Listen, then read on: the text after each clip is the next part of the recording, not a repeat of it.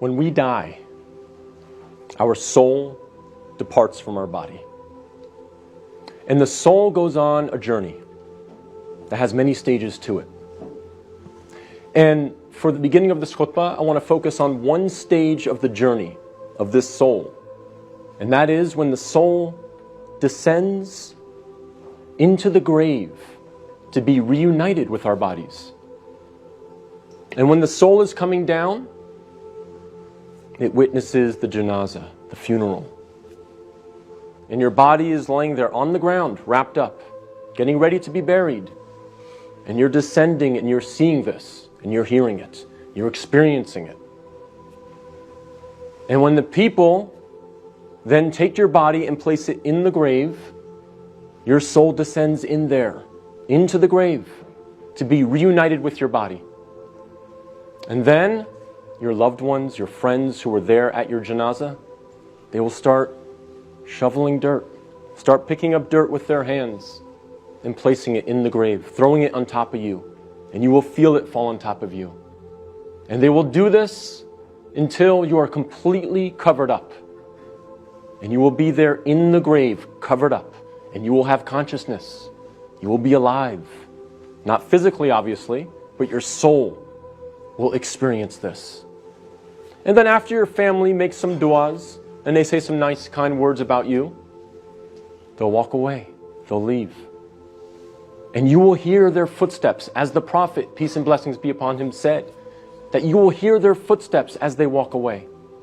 And you will be there alone, in the grave, by yourself. Darkness, silence. What happens at that point?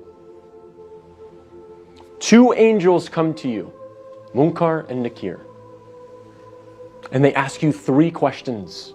Perhaps the most important questions you will ever be asked, and the three most important questions you will ever answer. And those questions are, what is your deen? Translated as, what is your way of life or your religion? Who is your prophet? And who is your Lord? Not necessarily in that order, but those are the three questions. And if you answer these questions correctly, all three of them, your stay in the grave will be one of peace. You'll have peace. You'll have pleasure.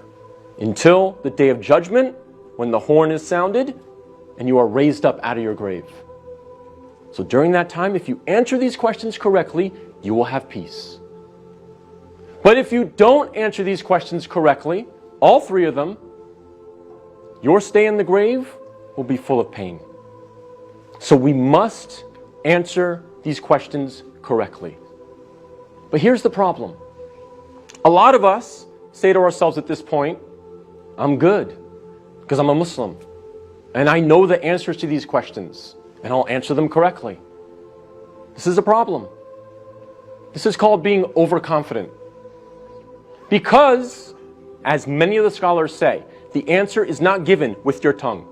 The answer is not given with your brain. The answer is given with your heart.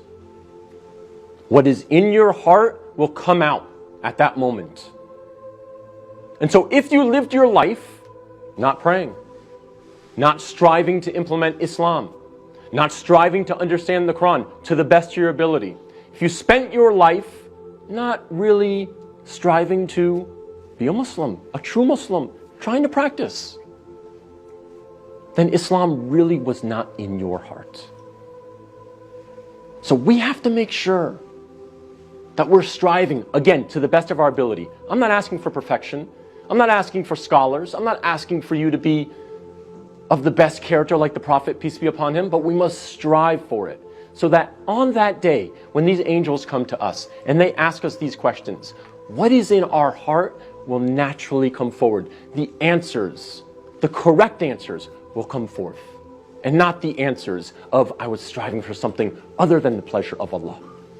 So we have to make sure that Islam is in our hearts, not just on our lips, not just in our mind.